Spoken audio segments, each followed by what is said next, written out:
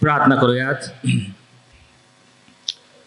देवाचं वचन म्हणजे दुधारी तलवार. प्रभू, तुझं वचन मला योग्य रीतीने हाताळता यावं आणि त्याच्याद्वारे केवळ तुझ्याच पवित्र नावाचं गौरव व्हावं असं तू कर. प्रभू, आमचे नेत्र तू उघड आणि तुझ्या शास्त्रातल्या अद्भुत गोष्टी तू आमच्या नजरेस पाड. आमचे अंतःकरण तू उघड आणि त्या गोष्टी आत्मसात करण्यास तू आमचा सहाय्य करता हो. धन्यतार प्रभू येशू ख्रिस्त याच्या नावाने मागितलं म्हणून तो ऐक. आमेन. सर्वप्रथम आज ह्या ख्रिस्त जन्माच्या दिनाच्या हार्दिक शुभेच्छा मी आपल्या सर्वांना देऊ इच्छितो. जे सर्वजण या ठिकाणी उपस्थित आहेत, त्याचप्रमाणे फेसबुक आणि यूट्यूब या माध्यमातून जे सर्व श्रोते, जे सर्व सभासद किंवा जे सर्व ख्रिस्ती विश्वासणारे आम्हाला पाहत आहेत, त्या सर्वांना ख्रिस्त जन्माच्या सेंट मॅथ्यूज मराठी चर्च याची पास्टेट कमिटी आणि मंडळीतर्फे हार्दिक हार्दिक शुभेच्छा. प्रियानो, हा जो येशू जन्माचा जो कथा आहे, ती सोहळा आहे, ती 4 शुभवर्तमानामध्ये आपल्याला दिसते. ख्रिस्त जन्माची कथा 4 शुभवर्तमानाने वेगवेगळ्या पद्धतीने मांडलेली आपण सहसा पाहत असतो. प्रत्येक शुभवर्तमानकार एका वेगळ्या दृष्टिकोनातून येशूकडे पाहत आहे आणि त्या दृष्टीने त्यांनी ख्रिस्त जन्माची कथा आपल्या शुभवर्तमानात लिहिलेली आपल्याला दिसते. उदाहरणार्थ, मत्तय त्याच्या शुभवर्तमानामध्ये येशू हा राजा आहे या दृष्टिकोनातून ख्रिस्त जन्माची कथा लिहित आहे. आणि येशू राजा आहे हे पटवून देण्यासाठी मत्तय काय करतो, येशूची पूर्ण वंशावळ त्या ठिकाणी लिहून काढतो.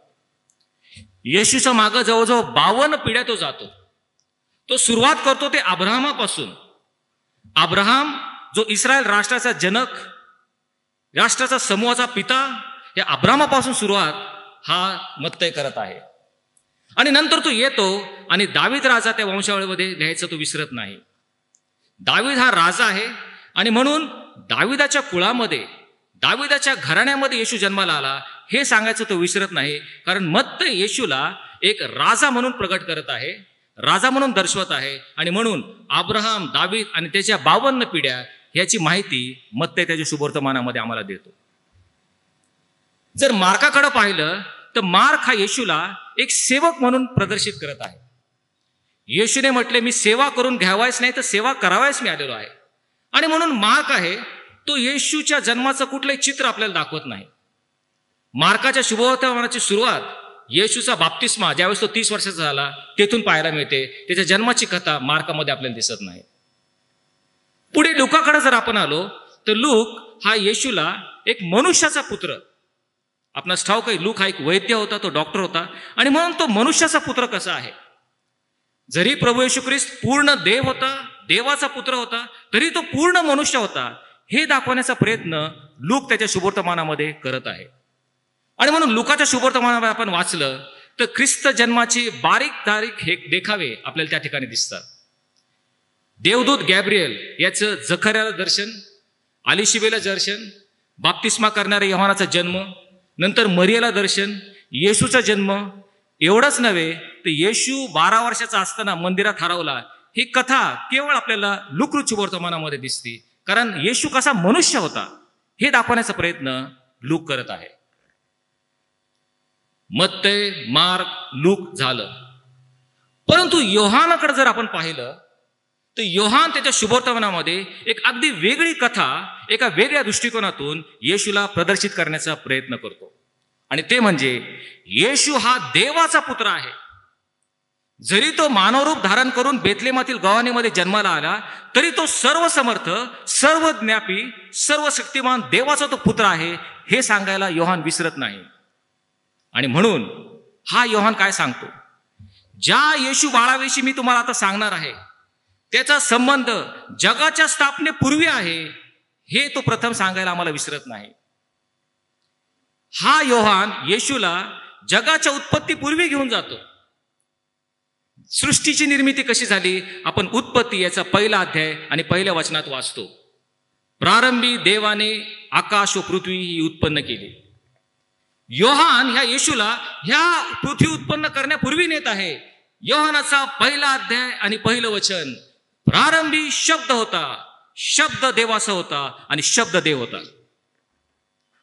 ही जगाची उत्पत्ती होण्यापूर्वी हा जो शब्दाविषयी मी तुम्हाला सांगत आहे तो देवाचा होता आणि तो देव होता हे सांगायला योहान विसरत नाही. ह्या दृष्टिकोनातून योहान येशूला सादर करत आहे. तो देवाचा पुत्र आहे. आणि पुढं मग तो 14व्या वचनात म्हणतो, मग शब्द देही झाला. ह्या ज्या शब्दाविषयी मी तुम्हाला सांगत आहे, जो प्रारंभी होता, पृथ्वीच्या उत्पन्नापूर्वी होता, देवाचा होता, तोच देव होता, तो देव जो शब्द होता तो देही झाला, असं 14व्या वचनामध्ये आजच्या शुभवर्तमानामध्ये आम्हाला तो सांगतो. मानव रूप धारण केलेला देवाचा शब्द हा बाळ येशू आहे हे सांगायचा प्रयत्न योहान या ठिकाणी करत आहे. शब्द देही झाला. 2000 वर्षापूर्वी देवाचा एकुलता एक पुत्र मानव रूप धारण करून या जगामध्ये आला. तो देवाचा शब्द देही झाला असं त्याने सांगितलं. आज आपण एका विषयावर विचार करणार आहोत, मनन करणार आहोत, आणि तो म्हणजे शब्द देही झाला असं वचन आम्हाला सांगतं योहान 1:14. पण शब्द देही का झाला या काकडं आज आपण थोडंसं लक्ष देणार आहोत. हा देवाचा शब्द जो सर्व समर्थ देव, सर्व शक्तिमान, सर्वव्यापी देव, त्याला देह धारण का करावं लागलं, देवाचा शब्द देही का झाला, या कावर आज आपण थोड्या वेळ भर देणार आहोत. चला तर पाहूयात. उत्पत्तीमध्ये आपल्याला त्यासाठी जावं लागेल. आणि उत्पत्तीमध्ये आपल्याला दिसतं, पहिल्याच अध्यायामध्ये आपण पाहतो परमेश्वराने ही संपूर्ण सृष्टी 6 दिवसामध्ये निर्माण केली. चंद्र, सूर्य, तारे, पशु, पक्षी, वनस्पती, सर्व नभोमंडळ त्यांनी निर्माण केलं. आणि मग उत्पत्ती याचा पहिला अध्याय आणि 26 वचन, मग देव बोलला, आपल्या प्रतिरूपाचा व आपल्याशी सदृश्य असा मनुष्य आपण निर्माण करू. आपल्या प्रतिरूपाचा आणि आपल्याशी सदृश्य असा मनुष्य आपण निर्माण करू. आपल्या प्रतिरूपाचा म्हणजे कसं, देवाचं प्रतिरूप काय आहे हे प्रथम आपण समजून घेतलं पाहिजे. आणि त्याचं उत्तर प्रभू येशू ख्रिस्त योहान कृतचे वर्तमान याचा 4था अध्याय आणि 16व्या वचनात तो देतो.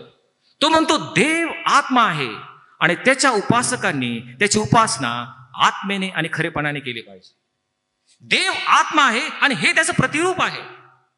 आणि म्हणून ज्यावेळेस परमेश्वराने मानव निर्माण केला, त्याच्या प्रतिरूपाचा निर्माण केला, म्हणजे त्या मानवामध्ये त्यांनी श्वास फुंकला की जो आत्मा आहे तो आत्मा आमच्यामध्ये वसतो आणि म्हणून आम्ही त्याचे प्रतिरूप आहोत. जे इतर सर्व प्राणी परमेश्वराने निर्माण केले त्यांच्यामध्ये देवाचा आत्मा नाही आणि म्हणून ते देवाशी संपर्क साधू शकत नाही. मनुष्य प्राणी केवळ असा एक प्राणी आहे की जो परमेश्वराचं प्रतिरूप आहे, कारण आमच्यामध्ये देवाचा आत्मा वास करतो म्हणून आम्ही त्याचे प्रतिरूप आहोत. पुढे तो म्हणतो, आपल्याशी सदृश्य असा मनुष्य. सदृश्य म्हणजे काय? परमेश्वर म्हणतो, जे माझे गुणधर्म आहेत ते सर्व गुणधर्म मी त्या मनुष्याला देणार आहे. कोणते गुणधर्म? तर देव प्रीती आहे, देव कनवाळू आहे, तो कृपाळू आहे, तो मंदक्रोध आहे, तो क्षमाशील आहे. हे सर्व गुणधर्म मी त्या मनुष्यामध्ये देईल, कारण मला त्याला माझं सदृश्य असं करायचं आहे. आणि अशा प्रकारे परमेश्वराने एदेन बागेमध्ये आदाम घडवला. परमेश्वराच्या प्रतिरूपाचा, परमेश्वराची सदृश असा मानव त्याने त्या ठिकाणी घडवला. नर आणि नारी अशी ती घडवली. आणि मग आदाम आणि हवा या भूतलावरील सर्वप्रथम जे जोडपं आहे त्याला परमेश्वराने म्हटला, परमेश्वर त्यांना आशीर्वाद देऊन म्हटला, फलद्रूप व्हा, बहुगुणित व्हा, पृथ्वी व्यापून टाका आणि ती सत्य खाली आणा. परमेश्वराने त्याला अभिवचन दिलं, पृथ्वी व्यापून टाका आणि ती सत्य खाली आणा. ही संपूर्ण पृथ्वी किंवा सृष्टी जी परमेश्वराने निर्माण केली होती ती परमेश्वराने आदामान हवा जो मानव त्यांनी निर्माण केला त्यांना त्यांनी बहाल करून टाकली. ती पृथ्वी त्यांना भेट म्हणून त्यांनी दिली. ही पृथ्वी आता तुमची आहे, तुम्ही सत्य खाली आणा असं परमेश्वर त्यांना सांगत आहे. प्रियांनो, परमेश्वराने पृथ्वी निर्माण केली खरी, पण त्याचा सर्व हक्क अधिकार आता परमेश्वराने स्वतःपासून काढून घेतला आणि मानवाला दिला. ही पृथ्वी मी तुम्हाला देत आहे, या पृथ्वीवर तुमचा आणि तुमचा केवळ सत्ता आणि अधिकार चालेल. पृथ्वी ही जी इस्टेट आहे, प्रॉपर्टी आहे, त्याची पॉवर ऑफ अटर्नी परमेश्वराने मानवाला देऊ केली. पॉवर ऑफ अटर्नी हा शब्द आपण ऐकला असेल. एखादी इस्टेट आहे, एखादी प्रॉपर्टी आहे, कोणती जमीन आहे, जर एखाद्याच्या नावावरती असेल ती दुसऱ्याच्या नावावर जर त्यांनी केली, ती पॉवर ऑफ अटर्नी दुसऱ्या मनुष्याला दिली, तर त्या जमिनीचे, ती इस्टेट किंवा प्रॉपर्टीचे सर्व मालकी हक्क त्या मनुष्याला बहाल केले जातात. ज्याच्या नावावरती पॉवर ऑफ अटर्नी आहे तो त्या जमिनीचा मालक होऊन जातो. सर्व नियमामध्ये फेरफार करण्याची अधिकार त्याला प्राप्त होतो.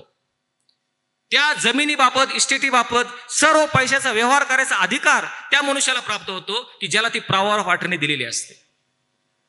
तो मनुष्य आपला मालकी हक्क काढून ज्या मनुष्याचं नाव देईल त्या मनुष्याला ती जमीन त्याच्या मालकीची झाली असं होतं. तसंच परमेश्वराने ह्या पृथ्वीची पॉवर ऑफ अटर्नी, सर्व मालकी हक्क मनुष्याला दिला. मनुष्य या पृथ्वीचा मालक झाला, ताबेदार झाला आणि अशा प्रकारे त्याला ही पृथ्वी प्राप्त झाली. परंतु याचबरोबर परमेश्वराने त्यांना एक आज्ञा दिली. परमेश्वर म्हटलं, ही पृथ्वी तुमची आहे, या पृथ्वीवर तुम्ही सत्ता चालवा, बहुगुणित व्हा, फलद्रूप व्हा, पण एक आज्ञा मी तुम्हाला देतो.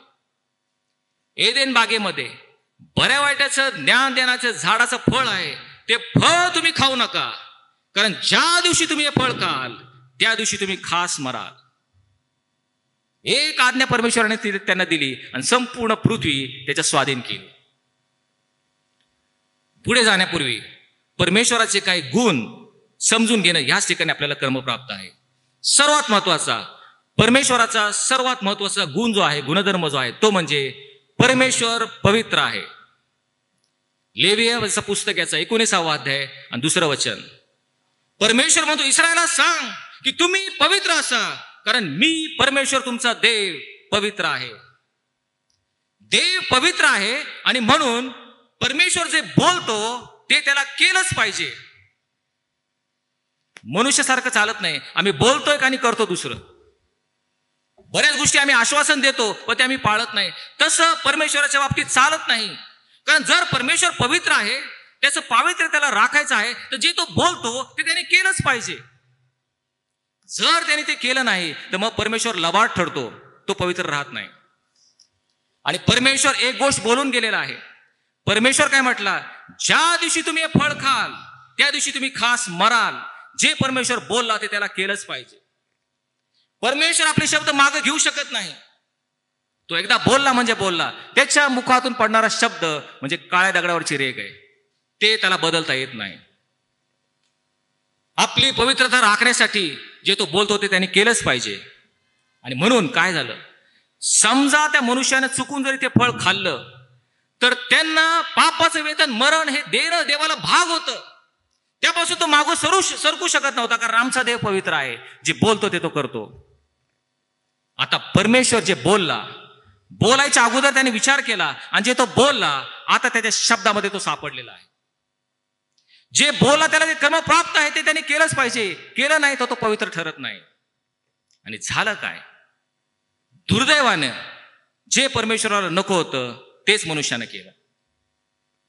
त्या एदेन बागेमध्ये देवाचा हाडवैरी सैतान हा देखील त्या ठिकाणी होता. सैतान सर्पाच्या रूपानं आला आणि धूर्तपणे, कावेबाजपणे हवेला त्याने भुरळ घातली. ते फळ खाण्यासाठी हवेला तो भुरळ घातली आणि हवेने ते फळ पाहिलं. ते फळ दिसण्यास चांगलं, खाण्यास इष्ट आणि शहाणे करण्यास इष्ट आहे असं हवेने पाहिलं. तिने ते फळ घेतलं, ते खाल्लं आणि आपला पती आदाम यालाही दिलं. मनुष्याकडून पाप घडलं. आणि ज्या क्षणी त्याने ते फळ खाल्लं त्याच वेळेस या पृथ्वीवरचा संपूर्ण सत्ता आणि अधिकार हे आदाम आणि हवा गमवून बसले. मनुष्याचा या पृथ्वीवरचा अधिकार नेला आणि तो सैतानाकडे गेला. सैतान या पृथ्वीचा अधिकारी झाला आणि तो या जगाचा अधिपती झाला. ज्यावेळेस त्यांच्याकडून पाप घडलं सैतानाला तो सर्व अधिकार मिळाला. हे आम्हाला येशूच्या परीक्षेच्या वेळेस दिसतं. आपणास ठाऊक आहे, सैतानाने येशूची परीक्षा घेतली. त्या एका परीक्षेमध्ये सैतान येशूला उंच डोंगरावर घेऊन गेला. ह्या जगातील सर्व राज्य व त्याचं वैभव त्याला दाखवलं आणि तो म्हटला, माझ्या पाया पडून मला नमन कर, म्हणजे मी हे सर्व काही तुला देतो. सैतान त्याला आव्हान करत आहे, देवाच्या पुत्राला येशूला आव्हान करत आहे, हे सर्व राज्य वैभव हे मी तुला देतो, माझ्या पाया पडून तू मला नमन कर. हे जे सर्व काही सैतानाकडे आलं कुठून? देवाने ते त्याला दिलं नव्हतं. देवाने मनुष्याला म्हटलं होतं पृथ्वी व्यापून टाका आणि ती सत्य खाली आणा. ही पृथ्वी देवाने मनुष्याला बहाल केली होती. पण ज्या क्षणी मनुष्यानं पाप केलं, पापाचं वेतन मरण या जगामध्ये आलं, त्या क्षणी मनुष्यानं या पृथ्वीचा अधिकार आणि सत्ता गमावली. ती शैतानाकडे गेली आणि म्हणून शैतान मोठ्या ठामपणे येशूला म्हणतो हे सर्व मी तुला देईन, कारण आता ते माझं झालं आहे. प्रियानो, देवाने निर्माण केलेल्या मानवाकडून पातक झालं. पण ज्या वेळेस हे पातक झालं त्याच वेळेस लगेच परमेश्वराने कुठल्याही गोष्टीचा विलंब न करता त्या पातकावरचा उपाय शोधून काढला. तो उपाय कोणता? तो उपाय म्हणजे आजचा ख्रिसमस, हा ख्रिस्त जन्मदिन. लगेच उत्पत्तीच्या 3 अध्यायाच्या 15 वचनात परमेश्वर सैतानाला म्हटला, त्या सर्पाकडे बोट करून म्हणतो, आणि तू व स्त्री, तुझी संतती व स्त्रीची संतती याच्यामध्ये मी परस्पर वैर स्थापीन. ती तुझे डोके फोडील आणि तू तिची टाच फोडशील. स्त्रीची संतती म्हणजे कुमारी मरियेपासून माझा पुत्र देहधारी होऊन येईल आणि तो वधस्तंभावर प्राणार्पण करून पापाचं वेतन मरण हे बघून सैतान तुझं डोके ती फोडील. याची ग्वाही परमेश्वर एदेन बागेतच त्या सैतानाला देत आहे. मानवाने जे पाप केलं, पापाचे वेतन मरण या जगामध्ये आलं आणि त्याचा उपाय म्हणून परमेश्वराने उत्पत्तीमध्येच एदेन बागेतच त्याचा उपाय शोधून काढला आणि त्यामुळे शब्द देही झाला. त्यासाठी या शब्दाला देही व्हावं लागलं. प्रियांनो, त्या ठिकाणी परमेश्वर ह्या सैतानाला नीट समजावून सांगत आहे, अरे सैताना, ज्या स्त्रीचा दुरुपयोग तू केलास, या हवाबाईचा दुरुपयोग करून तिला भुरळ घालून, तिला फसवून, तिचा विश्वासघात करून तू तिला पाप करण्यास कारणीभूत झालास आणि पापाचं वेतन मरण या जगामध्ये तू आणलंस. त्या स्त्रीचा सदुपयोग करून, ती स्त्री म्हणजे मार्याबाई जी कुमारी असेल, तिच्या उदरी माझा पवित्र पुत्र हा देहधारी होऊन ह्या जगामध्ये येईल आणि वधस्तंभावर संपूर्ण जगाचं पाप हरण करणारा देवाचा कोकरा म्हणून मरण पावेल. तो मृत्युंजय होईल आणि या मनुष्याने तुला दिलेला अधिकार पुन्हा तो आपल्याकडे घेईल आणि मनुष्याला पुन्हा देईल. हे अभिवचन परमेश्वराने एदेन बागेतच सैतानाला दिलं, म्हणून शब्द देही झाला. मनुष्याने केलेल्या पापाचा उपाय परमेश्वराने लगेच शोधून काढला, शब्द देही झाला. आणि म्हणून आपण पाहतो की ज्या वेळेस प्रभू येशू ख्रिस्त मरण पावला, तो मृत्युंजय झाला आणि पुनरुत्थित झाला. स्वर्गारोहण होण्यापूर्वी प्रभू येशू ख्रिस्त आपल्या शिष्यांना म्हणतो, पहा मत्तकृत शुभवर्तमानाचा 28वा अध्याय 18 वचन, पहा स्वर्गात व पृथ्वीवर सर्व अधिकार मला दिलेला आहे. काय म्हणतो? स्वर्गात व पृथ्वीवर सर्व अधिकार आता मला दिलेला आहे. हा अधिकार आमच्याकडे नव्हता. हे सैताना, हा अधिकार तुझ्याकडे होता.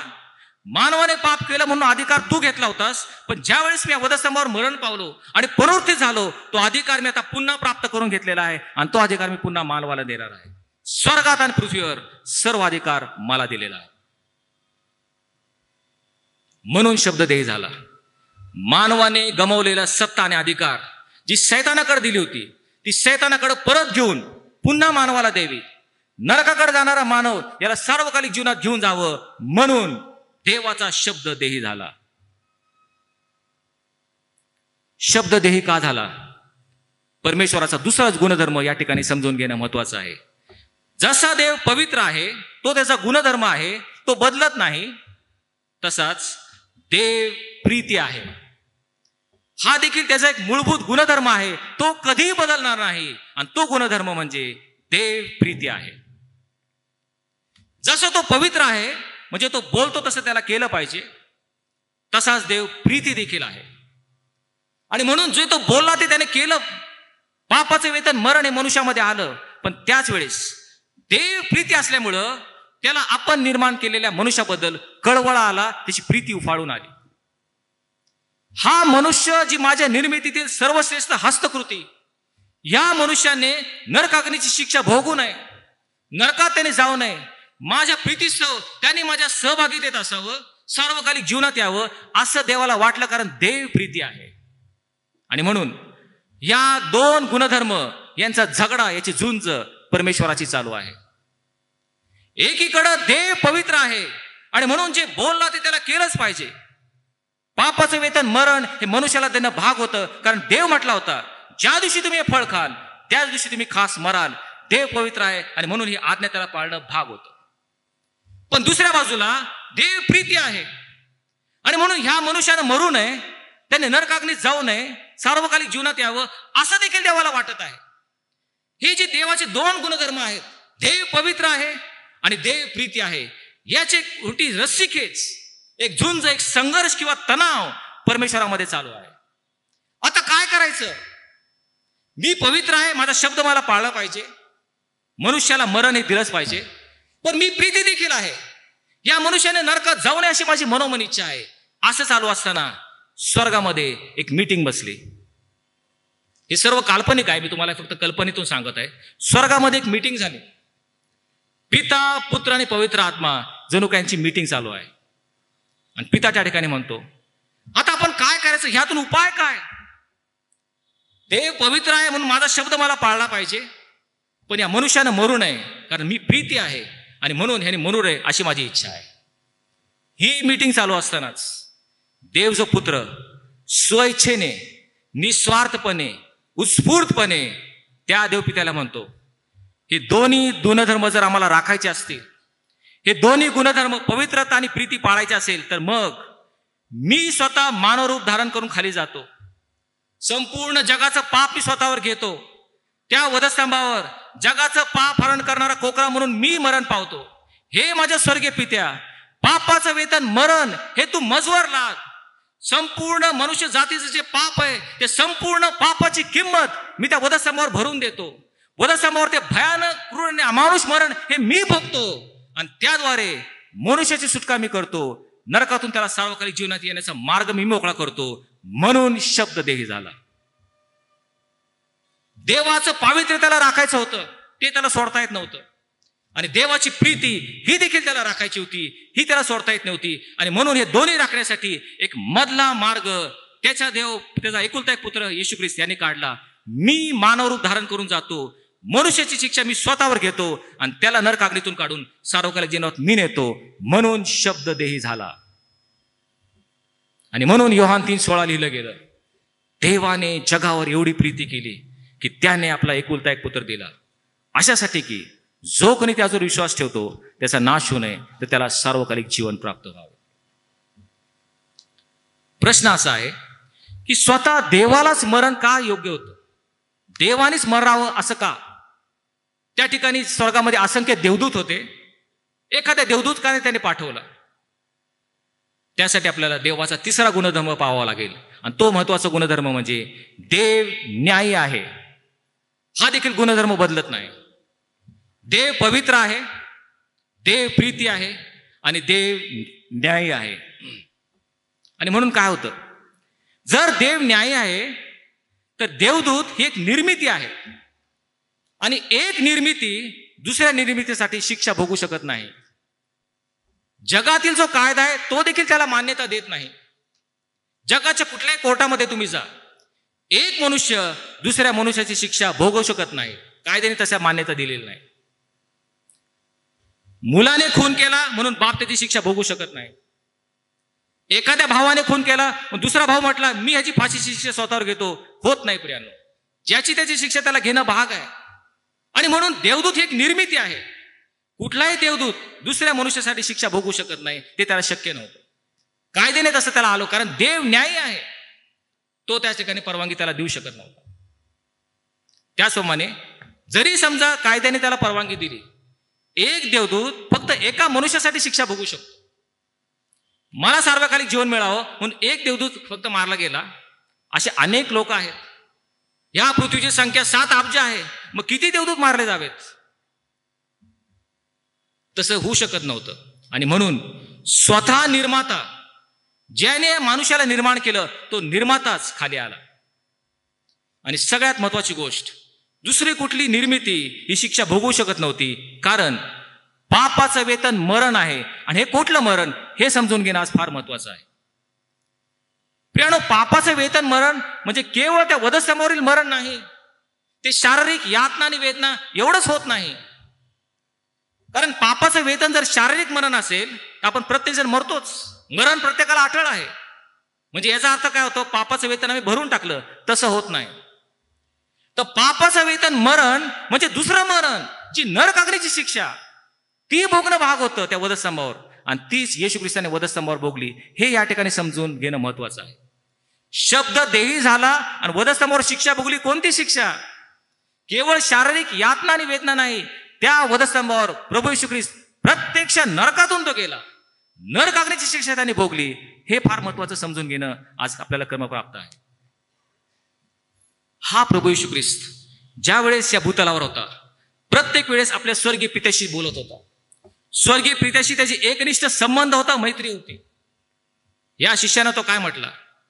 ज्यानं मला पाहिलं आहे त्याने पित्याला पाहिलेलं आहे, कारण पिता व मी एक आहोत.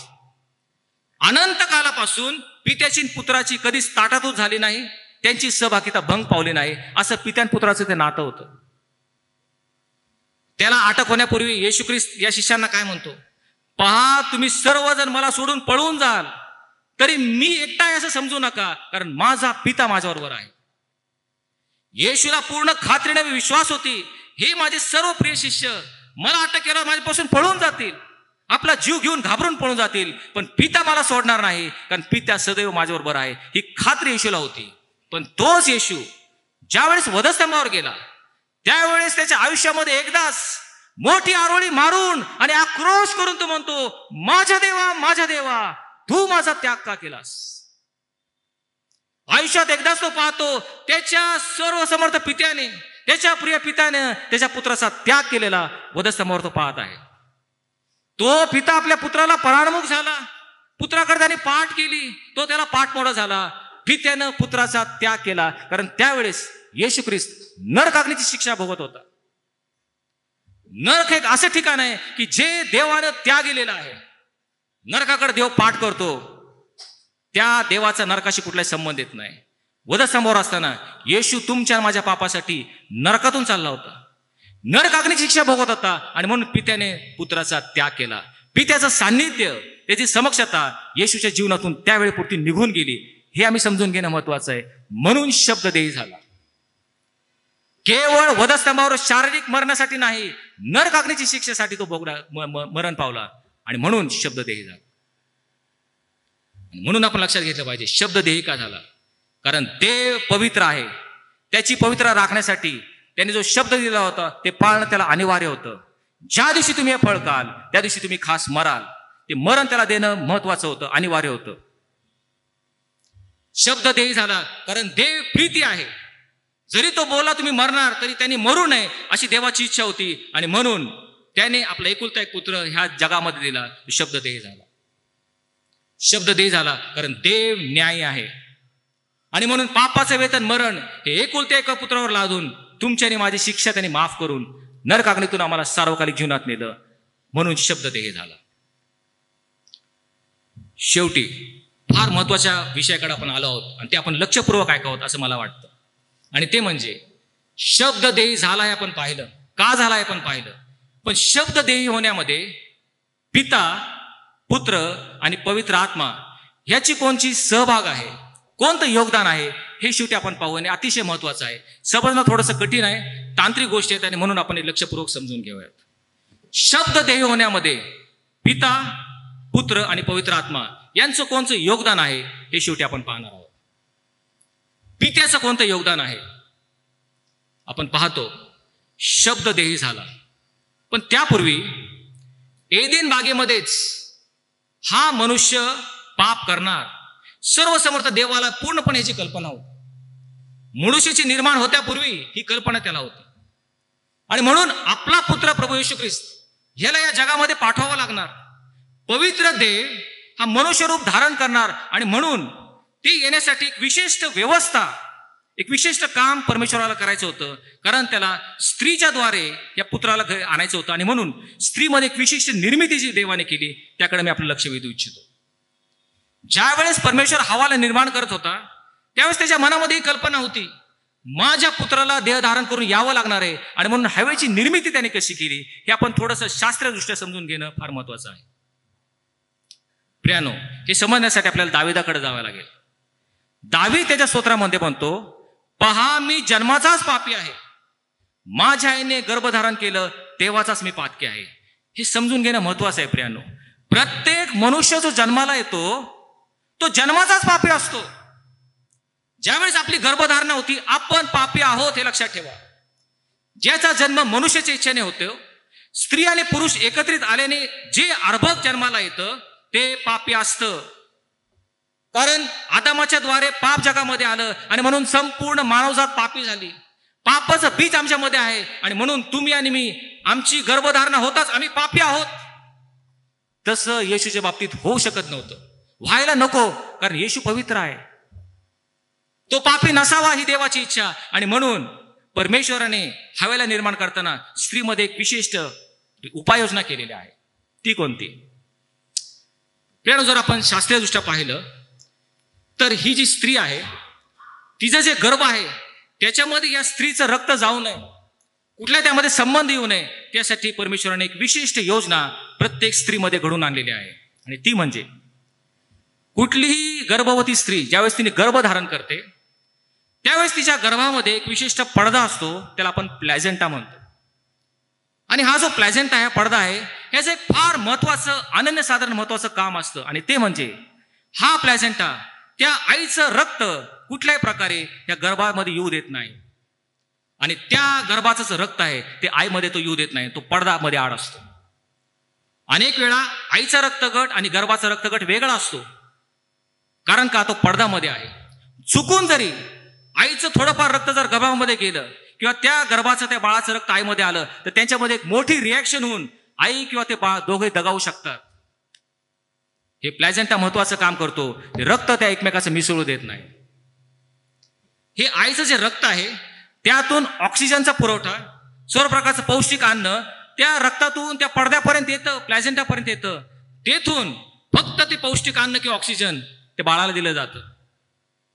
त्या बाळाचं गर्भाचं कार्बन डायऑक्साईड किंवा नको असलेलं जे आहे ते सर्व रसायनं हे त्या नाळेतून त्या प्लॅझेंटापर्यंत येतात, प्लॅझेंटातून ते आईपर्यंत जातात. पण आईचं आणि बाळाचं रक्त कधीच संपूर्ण गरोदरपणात मिसळत नाही.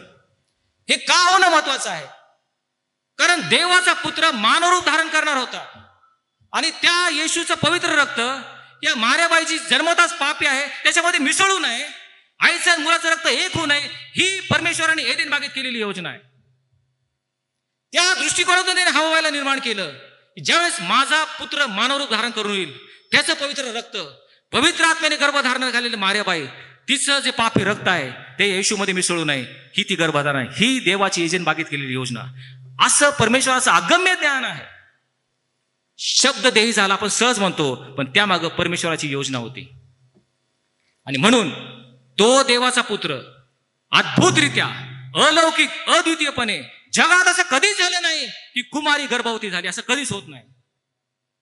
पण कुमारी गर्भवती झाली, पवित्र आत्म्याने गर्भरूप धारण केलं आणि त्या संपूर्ण 9 महिन्याच्या गर्भामध्ये मार्याबाईचं पापी रक्त कधीच येशूच्या पवित्र रक्ताला शिवलं नाही.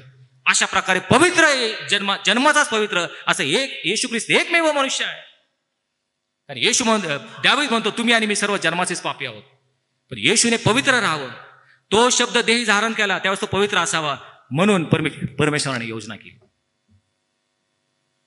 आता पुत्राकडे येऊयात.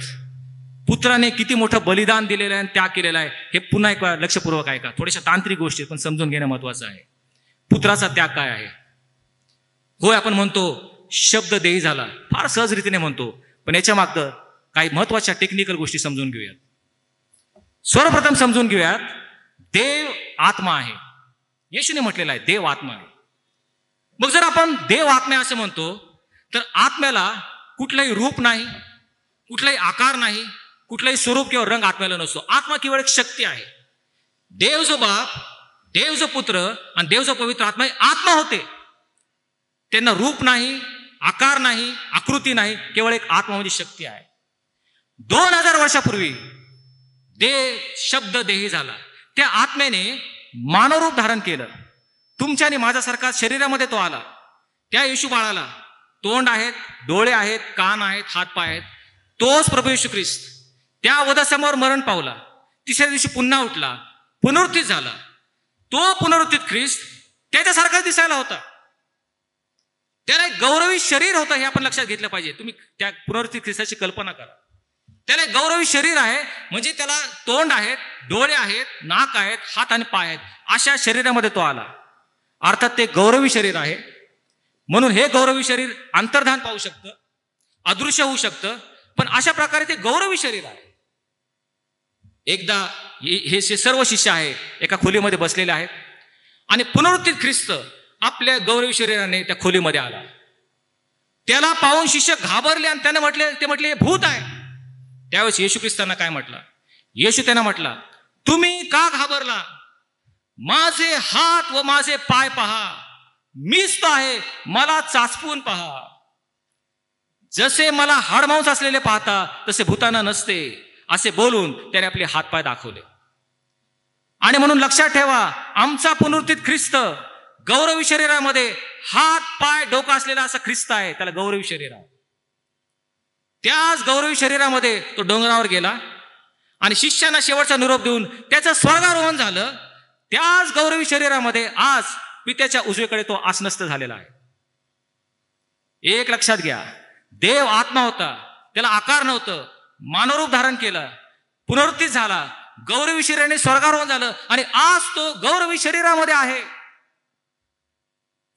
तो प्रभू येशू ख्रिस्त जो आत्मा होता तो पुन्हा आत्मा झालाच नाही, तो आजही त्या गौरवी शरीरात आहे. आणि सर्वात महत्वाची गोष्ट, अनंत काळासाठी तुमच्या आणि माझ्याबरोबर त्या गौरवी शरीरातच राहणार आहे. तो पुन्हा आत्मा झालेला नाही. एवढा मोठा त्याग त्या प्रभू येशू ख्रिस्ताने, त्या देवाच्या पुत्राने तुमच्या आणि माझ्यासाठी केला. शब्द देही झाला, बरोबर आहे, फक्त 33 वर्षासाठी नाही. शब्द देही झाला तो कायमचा, अनंत काळासाठी आमच्या बरोबर तो देहारूपानेच असणार आहे. किती मोठा त्याग प्रभूने केलेला आहे. आज जर तुम्ही मला विचारलं, देव जो पिता हा आत्मा आहे, त्याला आकार नाही. देव जो पवित्र आत्मा हा सुद्धा आत्मा आहे, त्याला आकार नाही. पण देव जो पुत्र आज तुमच्या आणि माझ्यासारखा एक मनुष्य आहे, तो देहधारी आहे आणि कायमचा तो देहधारी राहणार. शब्द देही झाला. शेवटी पवित्र आत्मा, त्याचा काय सहभाग आहे?